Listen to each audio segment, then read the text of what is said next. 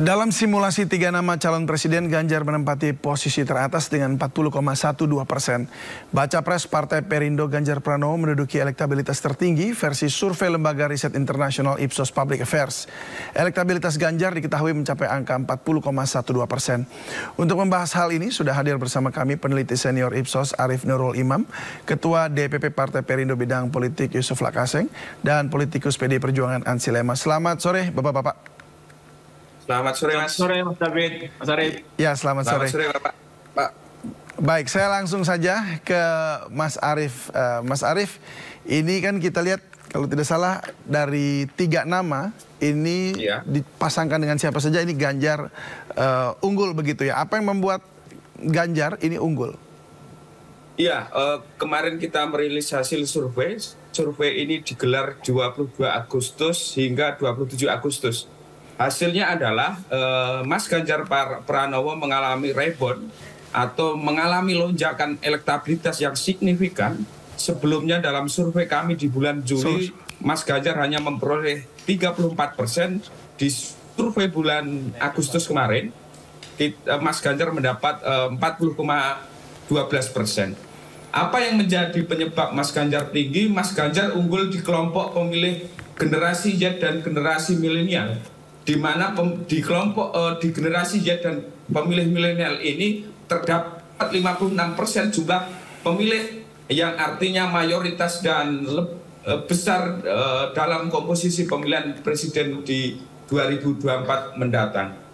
Baik, mungkin boleh sedikit dijabarkan terkait pasangan, artinya gini, berpasangan dengan siapa saja yang kurang lebih Mas Ganjar ini unggul? Kita mencoba membuat simulasi ketika berpasangan dengan 2 pasangan maupun 3 pasangan.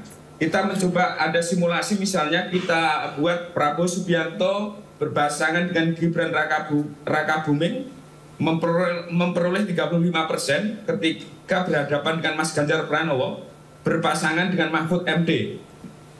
Elektabilitas 43%. Artinya ketika ini head to head, Pak Prabowo berpasangan dengan Gibran dan Ganjar Pranowo berpasangan dengan Mahfud MD, Mas Ganjar Pranowo akan meraih kemenangan.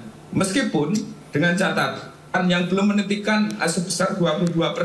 Artinya masa ini adalah masa swing voter yang masih bisa dipengaruhi apakah akan mendukung Prabowo Subianto atau Ganjar Pranowo. Simulasi selanjutnya kita juga mencoba simulasi Ganjar Pranowo berpasangan dengan Sandiaga Uno mendapat 41% ketika dihadapkan dengan Prabowo Subianto berpasangan dengan Erick Thohir mendapat 40%. Artinya masih menang meskipun selisih tipis. Yang belum menentukan pilihan ketika Ganjar Pranowo berpasangan dengan Sandiaga Uno berhadapan dengan Prabowo Subianto Erick Thohir sebesar 19%. Ada banyak simulasi lainnya yang Pak Ganjar ini memiliki daya elektoral yang cukup bagus dan ketepatan memilih cawapres, maka bisa menggandakan kemenangan dari sisi elektabilitasnya. Baik, jadi kalau di sini dilihat berarti Ganjar Mahfud MD ini yang paling berpeluang besar untuk memenangkan pemilu begitu ya, Pilpres, benar begitu? Simulasi tadi memang Pak, ketika Pak Ganjar Pranowo berpasangan dengan Mahfud MD memiliki elektabilitas paling tinggi, tetapi ketika dihadapkan dengan Prabowo Subianto, Erick Thohir atau Khofifah Indar Parawansa. Baik, saya kalau gitu ke Pak Ansi dulu. Pak Ansi, ya, halo. Oh, apakah Pak Ansi Lema sudah bergabung bersama dengan kami? Ya, selamat sore. Selamat sore, Pak. Pak Ansi Lema ada? Saya sudah bergabung. Baik. Terima kasih Pak Ansi Lema, sebab saya tidak melihat gambarnya ada di layar. Jadi baik, saya langsung saja. Karena disuruh tadi tampilnya kemudian, makanya saya belum diaktifkan.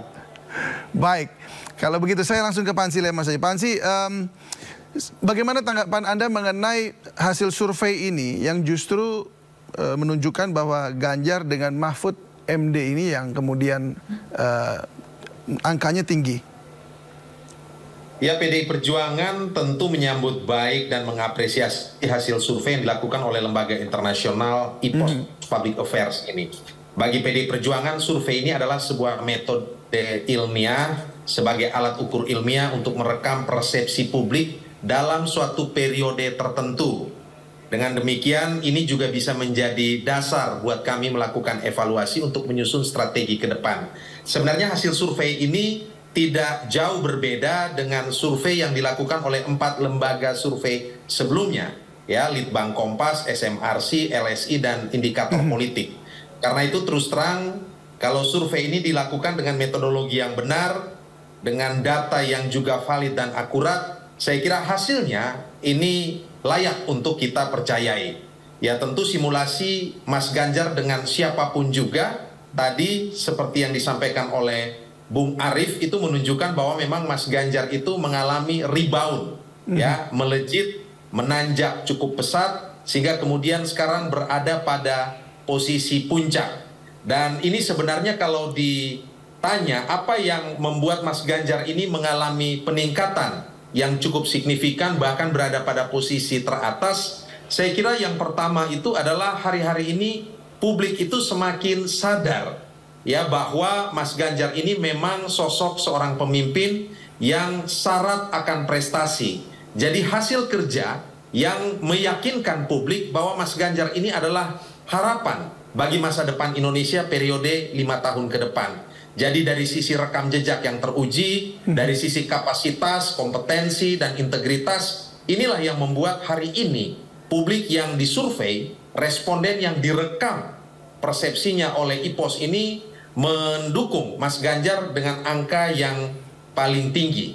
Yang kedua, Mas Ganjar juga saya yakin dan saya percaya dipersepsikan sebagai sosok calon presiden yang paling mampu untuk melanjutkan tongkat estafet kepemimpinan Presiden Joko Widodo. Tidak bisa dipungkiri bahwa banyak hasil survei yang dilakukan oleh lembaga survei kredibel itu menunjukkan bahwa approval rating ataupun tingkat kepuasan Presiden Joko Widodo berada di angka di atas 80%. Dengan demikian, harapan bagi calon presiden yang memiliki karakter, kedekatan, kemampuan dalam kerja, itu tentu akan banyak mendapatkan dukungan dari masyarakat. Dan saya yakin 2 faktor inilah yang menjadi alasan sehingga kemudian Mas Ganjar mengalami rebound pada hari-hari ini. Dan tentu peningkatan ini juga merupakan hasil dari kerja-kerja konkret Mas Ganjar. Kita tahu bahwa Mas Ganjar ini adalah sosok yang tidak semata-mata mengandalkan endorse Presiden Joko Widodo, tetapi Mas Ganjar juga adalah sosok seorang calon presiden, seorang pemimpin yang memang turun langsung ke masyarakat, membaur, menyatu dengan masyarakat, menjelaskan tentang visi, misi, dan orientasi kepemimpinannya jika dipercaya oleh masyarakat Indonesia untuk memimpin Indonesia periode 5 tahun ke depan. Saya kira ini beberapa catatan awal yang bisa saya sampaikan, Bung David. Baik, saya ke Pak Yusuf Lakaseng. Ya, Pak Yusuf, kalau kita lihat mungkin sekitar sebulan yang lalu kita pernah berbincang juga, itu Mas Ganjar pada saat itu masih ketika head to head dengan Pak Prabowo tipis sekali kemenangannya. Sekarang sudah lumayan jauh ini ya, beberapa persen bahkan melampaui plus minus untuk margin of error-nya. Nah, apa itu langkah-langkah yang dilakukan oleh partai pendukung yang juga kemudian Anda sebagai partai pendukung ya kan Perindo begitu untuk mendukung Mas Ganjar sehingga komunikasinya ini menjadi sangat baik sekali ke khususnya para generasi milenial ini? Dari hasil survei ini bisa kita simpulkan bahwa Ganjar adalah calon presiden anak muda. Karena mayoritas pemilih dia ya itu menang di usia Gen Z dan di usia milenial. Dan untungnya alhamdulillahnya adalah pemilu 2024 populasi pemilih muda Gen Z dan milenial ini menempati angka mayoritas dalam populasi pemilih kita. Jadi saya bilang bahwa Ganjar ini di jalan kemenangan, ini on the track ya. Nah, apa yang akan kita lakukan? Saya kira Ganjar ini hanya perlu untuk dikasih forum, tempat ya sebanyak mungkin, panggung sebanyak mungkin untuk dieksploitasi gagasannya, pikirannya, dan saya kira perlu untuk juga ya disediakan banyak informasi tentang apalagi rekam jejak Mas Ganjar ya, karena saya kira oleh situasi di mana kita berada di media sosial yang masif ya, ini anak-anak muda seperti mendapat limpahan informasi yang berlebihan ya, sehingga mereka mudah men-tracking latar belakang dan track record orang. Nah, Ganjar unggul di sini dibanding calon presiden yang lain. Secara track record, Ganjar ini adalah orang biasa tapi yang bekerja luar biasa ya saya bilang ya. Dia lahir dari keluarga yang sederhana, bahkan pernah jadi pengecer penjual bensin untuk menambah uang sekolahnya. Dia anak dari seorang polisi yang berpangkat rendah. Jadi seperti rakyat kebanyakan seperti Pak Jokowi, yang berikutnya pernah jadi anggota DPR. Dan yang paling disukai adalah Ganjar ini merakyat. Karakternya persis sama dengan Pak Jokowi, suka belusukan dan orangnya bersih ya. Selama memimpin Jawa Tengah kan anti suap ya, bahkan karakter itu yang ditanamkan Pak Ganjar ke birokrasinya, sehingga tercipta birokrasi yang melayani Jawa Tengah selama 10 tahun ini. Baik. Dan prestasinya luar biasa. Ya. 1 juta angka kemiskinan bisa diturunkan Ganjar. Ada 1 juta lebih bahkan rumah bisa dibedah, direhabilitasi milik orang-orang tidak mampu di Jawa Tengah bisa dilakukan oleh pemerintahan Ganjar. Dan masih banyak lagi prestasi yang lainnya. Saya kira ya David, yang perlu dilakukan oleh tim Ganjar, partai politik, relawan adalah menyediakan sebanyak mungkin informasi track record Ganjar dan menyediakan panggung sebanyak mungkin Ganjar untuk bicara dimanapun tentang gagasan pikirannya, karena dari situ akan kita lihat keunggulan Ganjar dibanding calon-calon yang lain, karena dia punya kemampuan komunikasi yang artikulatif, yang populis, yang konkret, ide-idenya tidak mengawang-awang, tidak umum, jadi menyentuh langsung, dan itu yang bisa diterima oleh anak-anak muda kita, bahwa Ganjar ini bisa menjadi solusi dari problem mereka. Karena kalau kita lihat dari survei-survei yang ada, isu yang jadi perhatian anak muda kan, satu soal kesejahteraan, yang kedua soal lapangan kerja, yang ketiga soal korupsi. Dan Ganjar memberi jawaban yang pasti dan konkret soal ini. Ada pada dirinya, ada pada kinerjanya selama memimpin Jawa Tengah. Saya kira itu, Mas David. Baik, saya kembali ke Pak Ansy Lema. Pak Ansy, kalau kita lihat memang banyak waktu itu kerja-kerja Mas Ganjar yang tidak terekspos begitu ya.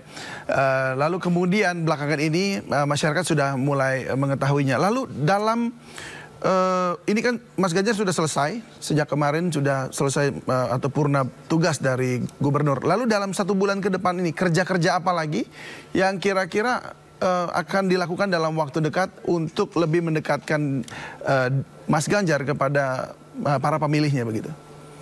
Ya, Bung David, 5 September kemarin Mas Ganjar baru saja meletakkan jabatannya sebagai Gubernur Jawa Tengah, dan hari-hari ini Mas Ganjar akan memiliki waktu yang sangat leluasa untuk berkeliling Indonesia, untuk menyapa rakyat, turun ke masyarakat, bonding dengan akar rumput, karena kantong suara ini tidak bisa dipungkiri itu ada di basis-basis akar rumput.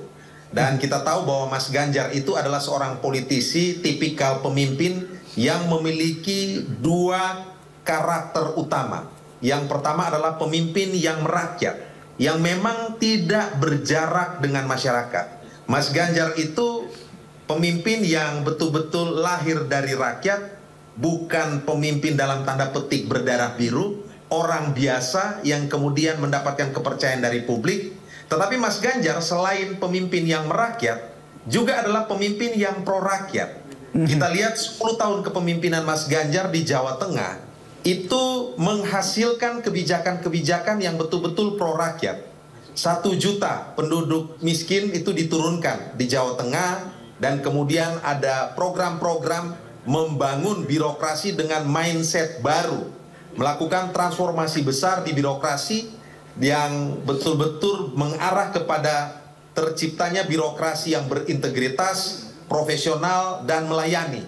Dan masyarakat hari-hari ini betul-betul bisa mengakses informasi yang cukup lengkap dari seorang Ganjar Pranowo, terutama terkait dengan kerja-kerja hebat, terkait dengan prestasi kerja, dan kalau hari ini Mas Ganjar berada pada posisi di atas, ini boleh dibilang ibarat kalau mengendara mobil, ini mungkin baru di gigi 2 ini. Karena sebelumnya Mas Ganjar itu ya masih memiliki tanggung jawab sebagai gubernur Jawa Tengah. Dengan demikian tidak terlalu memiliki banyak waktu untuk berkeliling ke Indonesia. Nah itu dia, optimis betul. Bung Ansy, saya mau tanya sedikit. Ada 38 provinsi, kira-kira dalam waktu yang singkat nanti ke depan ini menjelang Pilpres akan mengunjungi berapa provinsi paling tidak? Ya, Bung David, yang pasti PDI Perjuangan dan poros partai-partai politik yang mendukung Mas Ganjar ini terbiasa bekerja dengan tahapan-tahapan kerja yang jelas. Ada step dan timing.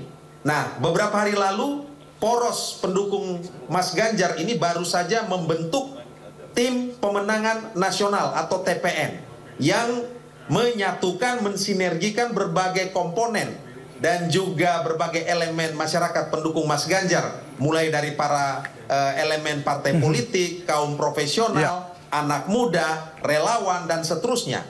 Dan ini adalah sebuah cara untuk kemudian bisa mendukung kerja-kerja Mas Ganjar ketika turun ke banyak provinsi di Indonesia.